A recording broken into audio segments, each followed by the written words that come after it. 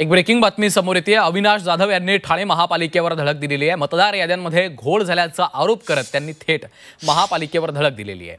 मतदार याद्यांमधल्या चुका दुरुस्त करा असं देखील अविनाश जाधवांनी म्हटलेलं आहे। मतदार याद्यांमधील चुका अधिकाऱ्यांना दाखवण्यात आलेल्या आहेत असं देखील जाधव यांनी स्पष्ट केलं आहे। एकीकडे आदित्य ठाकरे हे निवडणूक आयुक्तांच्या भेटीसाठी पोहोचलेले आहेत। मनसे नेते बाळा नांदगावकर देखील त्यांच्यासोबत आहेत। तर दुसरीकडे ठाणे महापालिकेवर अविनाश जाधवांनी थेट धडक दिलेली आहे।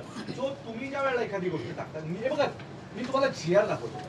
हा 16 तारखेच्या जीआर नुसार त्या निवडणूक अधिकाऱ्याला तिथे जायचंय, त्याचा सर्वे करायचा आहे आणि मग ठरवायचं की याला कुठल्या वॉर्डात टाकायचं। याच्यासाठी निवडणूक आयोग 5व्या प्रभागातल्या लोकांची नावं तिकडे आलेली आहेत आणि मला असं वाटतं की जर अशा प्रकारे जर मतदार घुसवणार असाल, नगरसेवकांना आवश्यक असलेले मतदार आपल्या आपल्या वॉर्डामध्ये आणणार असाल तर या निवडणुका निष्पक्ष कशा होऊ शकतील।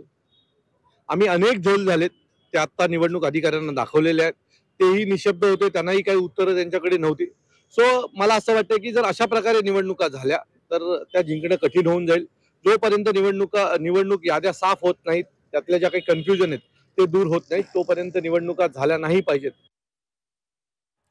तर निवडणूक यादींमधला हा संपूर्ण घोळ, मतदार याद्यांमधला हा संपूर्ण घोळ दूर व्हावा आणि त्यानंतरच निष्पक्ष निवडणूक पार पडेल। त्यामुळे लवकरात लवकर निवडणूक विभागाकडनं हा संपूर्ण घोळ दूर केला जावा यासाठीच भेट घेतल्याचं त्यांनी म्हटलेलं आहे। मतदार याद्यांमध्ये प्रचंड घोळ झालेला आहे आणि आम्ही हा संपूर्ण घोळ निवडणूक अधिकाऱ्यांसमोर देखील मांडल्याचं अविनाश जाधवांनी सांगितलेलं आहे।